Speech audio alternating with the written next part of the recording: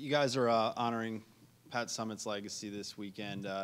In your time here, what has stuck out about just what she's meant to this school? Well, obviously the success that her program had, underneath her watch, and it's something that's recognized nationally. I think one of the most poignant things that I would remember about my short time here and about Coach Summitt is the stories of the people that she impacted, not associated with Tennessee women's basketball. Everybody that came into contact with her has a great story about how she impacted the people around her and enriched the lives of the people around her. She had great impact on the court, but she had more impact off of the court. It's a really powerful, legacy.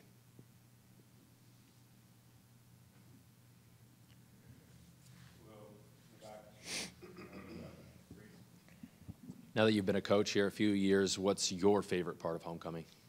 It's still going to be kickoff at 12 o'clock for me. But I think the best thing is the amount of former players that come back and get an opportunity to meet, talk, share stories with them, or hear their stories of their time here. So that's one of my favorite things. Wes, are we in Antarctica right now, or what's? We might as well be. We might as well be. This is your kind of South Dakota weather. Jeez. When you look at sort of stepping out of SEC play late in the season, whether it's fair or not, a lot of guys will look at a team's 1-7 record. How have you thought about your team's practices this week? Have they been dialed in like normal, or? Good teams continue to get better throughout the course of the season. You cheat the game's going to kick you right in the rear end, man. So it's been our message to our team this week, but it's also consistent with what we preach, really every single week. We got to continue to get better. We have not played 4 quarters of our best football yet. That's a challenge for us to continue to go out and get better.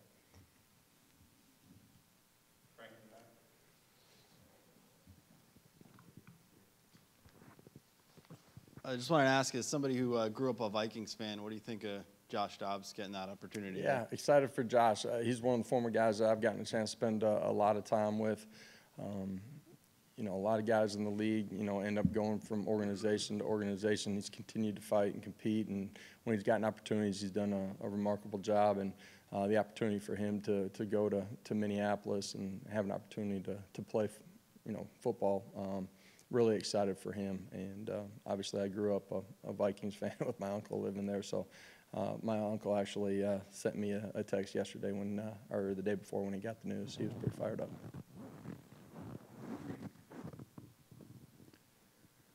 I know you touched on it a little bit on Monday, but what about UConn, now that you've watched some more tape, makes them a challenge? Oh, first of all, they play hard, they compete. They've been in a lot of close football games. Last week against Boston College, you can see that they play 3 phases of the game together. Coach Moore is a great coach.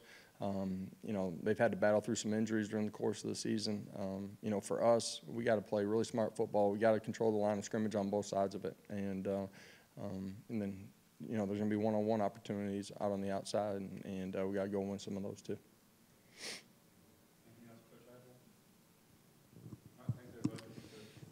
Guys, have a great afternoon.